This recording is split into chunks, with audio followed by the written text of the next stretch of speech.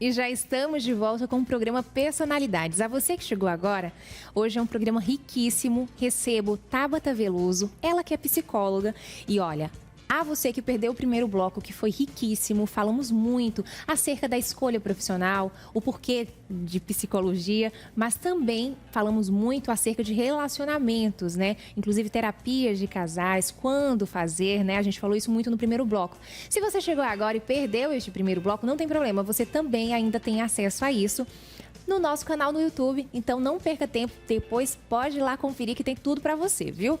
Tabata, estávamos falando terminamos o primeiro bloco, né, falando sobre essa violência, não só a violência doméstica, mas também sobre um relacionamento abusivo. Quais são os danos de um relacionamento abusivo, ao seu ponto de vista? Os danos do relacionamento abusivo podem ser vários, inúmeros. A gente não consegue quantificar, porque ele influencia a família como um todo. Os filhos, a mulher, o homem, o agressor também tem problemas, ele também precisa ser tratado. Tanto é que a Lei Maria da Penha traz hoje que o autor precisa de um olhar especial, ele precisa também fazer terapia para ele entender que ele está cometendo um crime, né? E para ele entender quais foram os passos que trouxeram ele até ali. E normalmente esses passos começaram lá, enquanto ele era criança. Às vezes viu isso acontecer no seu lar e reproduz o mesmo ato. Exatamente. Então, quanto mais a gente puder trabalhar as crianças, os pré-adolescentes, melhor. Agora, em março, a gente fez uma ação na cidade toda de Marabá, encabeçada pelo Ministério Público, e onde a gente conseguiu alcançar várias escolas públicas e também particulares da cidade de Marabá, inclusive da zona rural, tá? Onde a gente foi falar sobre isso. Porque a conscientização é o único caminho para a prevenção na questão do relacionamento abusivo. Então, a gente foi levar essas informações para esses adolescentes e fomos muito bem recebidos. As meninas, é muito interessante a gente começar a falar sobre isso, sobre o machismo, sobre o patriarcado, sobre como que esses valores ainda continuam na sociedade, né? Sobre criação, como se trata o menino, como se trata a menina, quais são as diferenças, falar sobre gênero, igualdade de gênero, que são o que a gente busca, né? Nós que somos mulheres, o quanto a nossa luta nesse sentido. E explicar qual é a luta. Porque não é a questão de nós queremos ser melhor que os homens. Nós queremos só ter direitos iguais. Não queremos ser igual também. Sim. Porque não tem como. Exatamente. Não existe essa igualdade. E é muito interessante também, eu percebo que existe uma certa disfunção nessa procura exagerada em querer superar o homem, né? Eu percebo em muitas falas, algumas amigas, algumas, né, que levantam muito a causa feminista, e eu percebo que existe uma pequena, assim... deturpação. Exatamente. Que é o feminismo, exatamente, né? A palavra que define, deturpação. Porque quando eu me vejo como alguém que exerço serviços e eu quero, de fato, ter direitos, ter benefícios que são concedidos a homens e que eu também tenho direito, é total direito enquanto mulher querê-los. Mas eu não preciso, para que eu seja e venha a ter esses direitos, eu não me vejo diminuindo, inferiorizando um homem para que eu possa ser uma mulher a mais. Né? E a gente percebe, eu vejo muito nitidamente o quanto que esse é um reflexo, inclusive, de anular a figura do homem. Sim, não é um padrão São hoje? Consequências da deturpação do que é a fala feminista, né? A fala feminista, a luta feminista é só isso, igualdade de direito. Como cidadãos, tanto homens como mulheres somos cidadãos brasileiros. E a gente busca isso. E é nada mais justo do que isso. É só isso. Né? É a mulher poder escolher se ela quer cuidar de filhos, se ela quer ser dona de que seja uma escolha dela e não uma imposição social. Sim. Essa é a questão, essa é a luta feminista.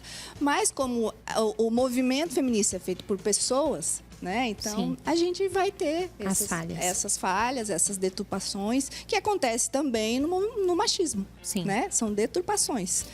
E aí, o que eu estava falando da escola, as meninas, a gente falando, e muitas das vezes não sabem disso, né? Dessa luta, desses conceitos. Então, elas vão crescendo na cadeira delas. O olhinho vai brilhando. E os meninos vão... achando chato. Vão achando chato. Mas é interessante a gente falar, né? Então, falar sobre os tratamentos, falar que o relacionamento é uma violência já. E que se as mulheres conseguirem identificar isso... Esses sinais que os homens vão dando já no namoro, elas conseguem evitar muito sofrimento lá na frente. Porque muitas mascaram esse início, né? Romantizam até. Exatamente. Vai naturalizando, vai romantizando e confundem, deturpam o relacionamento abusivo com cuidados. Eu já vi muitas mulheres dizendo, ele me deixa em casa, me afastou dos meus amigos, da minha família, porque ele cuida de mim. Porque ele sabe quais são as pessoas melhores para eu me aproximar. Né? E não cabe a outra pessoa a saber quais são as pessoas, cabe a você. Sim. Né? Então, isso que a gente tem que trabalhar com essas meninas e com esses meninos, né? Que cada um tem que saber sobre si mesmo. Ninguém precisa ser cuidado ou precisa ser salva, que é outra questão que as mulheres sofrem e escutam isso desde pequenininha nos contos de fadas. Sim, e uma coisa que eu já vi também, eu li, eu achei super interessante, falando sobre o ciclo do abuso. Sim. Né? Porque a primeira construção é de esse super-herói, de que você precisa muito. Sim, então, se faz toda uma construção para que você tenha nesse seu parceiro um super-herói. E na sequência já vem todo um ciclo de manipulação, né? Sim. Quando consegue fazer com que a vítima, né, esteja ali totalmente dependente dele, é que começa o ciclo de abuso. E é interessante porque é cíclico mesmo, né? Após toda a situação, todo o cenário, aí vem todo o abuso emocional. E aí quando a vítima já está querendo e entendendo que aquilo é uma situação de abuso, ele já neutraliza, sendo romântico, pedindo perdão. E aí vem todo o ciclo. São 3 fases no ciclo da violência. Vem o aumento da tensão, né? Que é quando você começa a brigar e a violência vai tomando requinte de violência aos poucos. Isso é bem pouquinho, é bem gradual, tá? E essa fase pode durar anos, né? Então, é um olhar feio, é uma pegada na mão mais forte, tá? É uma levantada no volume da voz, tá? É uma agora, hoje não, que roupa é essa? Por que você não troca? Vão começando bem devagar. Quando o casal já está estabelecido. Tá? Então, antes disso, é difícil você reconhecer a pessoa abusiva. Se você for buscar em todos os casais de namorados já estabelecidos, que eu digo que já estão num relacionamento fixo, né? Você queria casar com ele assim? Todas elas vão dizer que não. Sim. Eu me encantei pelo príncipe encantado, não pelo agressor. Então, elas não sabiam que eles eram assim, que eles poderiam ter essa violência. Mas se você, nesse período do encanto, do namoro, você investigar como ele trata a família dele, como ele trata as mulheres da família dele, conhecer a família dele, eu falo para elas, vai lá no Facebook, põe no Google, põe o nome dele, veja aqui que aparece. Comece a investigar mais. É uma intimidade de uma pessoa que você vai levar para dentro da sua vida. Né? Então, é algo muito sério. Então, quem ama, cuida. Quem ama, se protege. Estou falando de amor próprio. Sim. Né? Se você se ama, você cuida de si. Você não deixa qualquer pessoa invadir a sua vida. E é isso que a gente trabalha com essas crianças assim, com essas pré-adolescentes, com essas crianças.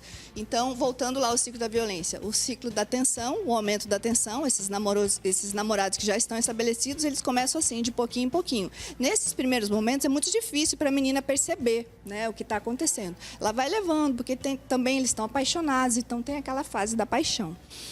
Aí vem o momento da agressão em si. O momento da agressão em si, ela pode durar minutos, que é a hora em que ele vai fazer um xingamento, a hora que ele levanta a mão, a hora que vem a agressão física. Tá? Dura ali segundos. E após já vem a terceira fase, que é a fase da lua de mel, que aí ele vai pedir perdão, ele vai dar presentes, ele vai prometer mundos e fundos, ele vai voltar a ser aquele príncipe encantado por quem você se apaixonou, mas isso dura lá pouco tempo. Tá? De cada pessoa, pode durar meses até. E aí a mulher fica nessa. E esse ciclo vai trazendo uma confusão tão grande para ela que às vezes ela não percebe, ela duvida dela mesma. Eu já ouvi mulheres que vieram até mim perguntando, doutora, eu vim aqui para você me dizer que se o que eu estou pensando é meu mesmo. Se o meu pensamento é meu, porque eu duvido. É tanto que eu já ouvi do meu parceiro que eu não sabia, que eu não prestava, que eu não sabia decidir, que eu não sabia a melhor roupa para mim, que hoje eu não sei mais. Sim. Né? Então, e isso adoece. Sim, e aí quais são as consequências? Fase, né? Depressão, né? Vem automutilação, suicídio, começa a usar drogas, começa a beber. né? Porque ela vai se isolando. Normalmente a família também não dá apoio. E aí a pessoa fica sozinha. O que eu vejo com as famílias? As famílias percebem essa dificuldade desse namoro, esse rapaz um pouco mais abusivo, e tentam alertar, mas a pessoa não quer ver. E aí, quando vem a agressão, o pai ou a mãe fala: eu avisei, Sim. eu tinha avisado lá, agora resolva você. E no momento em que a pessoa mais precisa, principalmente as meninas, a família não dá o apoio. Então, ela se sente sozinha. Outras coisas que a gente vê também: vergonha, regras muito rígidas na família, onde nessa família ninguém separa, né? Essa família tem que ficar. Eu disse que não era para namorar. Regras, às vezes, de que namoro tem que ser curtos. Ninguém pode ficar namorando a vida toda. E é muito pelo contrário. Quanto mais você namorar, mais tempo você tem de perceber esses sinais do abuso, né? Então, casais que namoram pouco, não é legal. É melhor namorar mais. Se descobre muita coisa no casamento. Mais, ter mais experiência, namorar bastante, um tempo maior, saber com que pessoas você se tem mais similaridade, né? Para você saber qual o teu melhor perfil.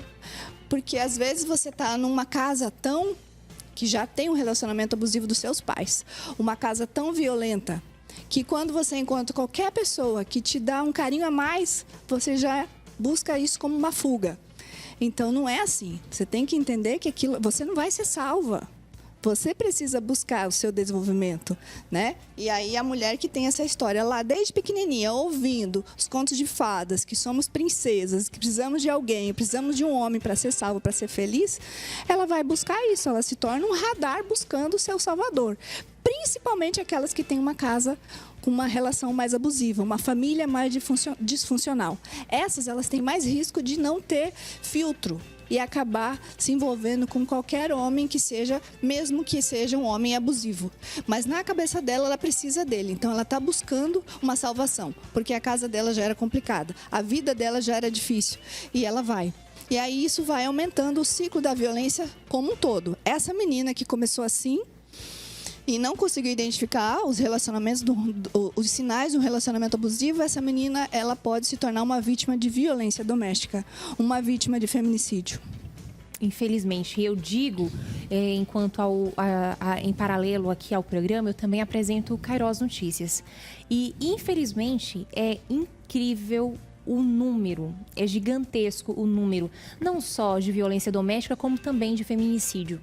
Então, é algo que, de fato, a gente não pode ficar calado e não trabalhar essa questão da educação social como um todo. Hoje, Tabata, o que dizer a uma mulher que está dentro? E aí, quando eu falo uma mulher que está dentro, eu me falo de uma mulher que já está casada. Eu falo de alguém que já tem laços construídos com um parceiro e que hoje está dentro desse ciclo, né? O que dizer a esta mulher hoje? Primeiro, ela precisa saber o que ela está vivendo e que o que ela vive é uma violência. A Lei Maria da Penha trouxe 5 tipos de violência. A violência sexual, que é aquela onde você é forçado a manter relações sem consentimento, ou aquela que você é forçado a engravidar sem querer, forçado a tomar remédio anticoncepcional sem querer. A violência física, que é aquela que aparece, né? A agressão física, que vai fazer algum dano ao seu corpo. A violência psicológica, que é aquela que não aparece, mas é a que mais acontece. 90% elas percebem assim. Que é quando você é acuada, quando você é maltratada dentro da sua autoestima, quando você é humilhada, quando você sofre ameaça, quando você é desqualificada como mulher, como pessoa, como dona de casa, como profissional, tá? É toda aquela violência que vai atacar você como uma pessoa, a tua autoestima. Qualquer violência que faça assim. Um olhar diferente, mas você com essa roupa, você ser desqualificada perto de outra mulher. Tem casais que fazem isso. A mulher estão ali no rolê, passa outra mulher e o homem fica olhando para ela, ainda olha para trás. Isso é violência psicológica. Sim. Tá? Você tá com a tua namorada na tua frente, você fica olhando para outra. Traição também, né? Não deixa de ser abusiva. A violência patrimonial, que é onde o teu parceiro vai destruir os teus objetos de trabalho, tipo teus instrumentos de trabalho, a manicure, onde ele vai se apropriar daquilo e não vai deixar ela pegar, ou vai destruir teu celular, vai destruir teus documentos, tá? A gente teve lá aqui no Parapaz um autor que botou fogo na casa, queimou todas as máquinas de costura da mulher que tinha um ateliê. Isso é violência patrimonial e tantas outras violências juntas, né? Aí a gente tem também a violência moral, que é aquela que vai atacar a sua moral, quando a gente vai falar dos crimes contra a honra, que são a calúnia, injúria e difamação. A calúnia é quando você fala para ela que ela cometeu algum crime, ou você acusa alguém de que ter cometido um crime, mas a pessoa não cometeu. Tá? Tipo assim, você roubou, você teve com a outra pessoa, você namorou com o outro, você é isso, você é aquilo. Você acusa alguém de cometer um crime. E é muito isso comum não é verdade. Que a pessoa que está cometendo essa violência, ele o faz justamente para desqualificar a parceira, para que nenhum outro homem venha a ter interesse sobre a mesma. Então, a gente já trata aí, é uma mente que já vem visando o todo, né? Sim, é manipulador. Ele vai destruindo todo o contexto para que essa mulher continue ali, se torne cada vez mais uma presa, uma vítima, tá? Aí a difamação é quando ele conta para alguém que a esposa cometeu um crime. Sim. Que seja mentira, tá? Se essa mulher não fez o crime, ele está contando. E a injúria é quando ele xinga, sua vagabunda, você não presta, você é amante do vizinho. Sim. Isso tudo é crime. Tudo para desmoralizá-la. E a mulher não sabe que é crime, tá? Então isso tudo constitui crime.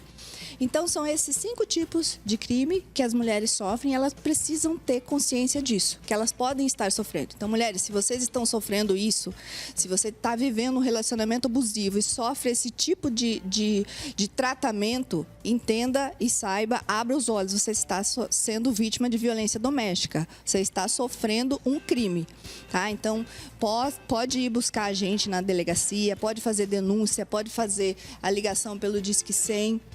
E pode chamar ajuda da família, ajuda das amigas, ajuda das vizinhas, né? E você, mulher, que sabe se alguém está vivendo isso, você pode denunciar, né? Você pode ligar para o 190. Se a violência está acontecendo naquele momento, Pamela, o ideal é que o vizinho, o amigo, ligue para o Disque 190, que é o da Polícia Militar. Que aí a polícia vai até lá, né, com uma viatura até o local, vai avaliar, se tiver acontecendo mesmo, o autor estiver lá, é feito o flagrante, eles levam até a delegacia. Se a pessoa sabe que existe essa violência, mas que não está acontecendo no momento, aí a pessoa tem que ligar no 180, que é o número do estado, né, do Brasil, onde faz esse levantamento e as pessoas vão entrar numa central do Brasil e depois ela é distribuída para os estados e para os municípios. Tá? O 180 e o 190. São essas as ferramentas que as pessoas podem ter. E agora, se é uma mulher muito próxima de você, vá até ela. Vá lá, ofereça ajuda, ofereça, né, um ombro amigo. Hoje a gente tem que quebrar aquele padrão de que em briga de marido e mulher a gente não se mete a colher, tem que se meter sim. A gente salva a mulher. A gente salva a mulher, porque às vezes ela não sabe. E também quebrar aquele padrão de que a mulher gosta de apanhar. Ninguém gosta de apanhar. Sim. Ela está ali porque ela não vê outra saída.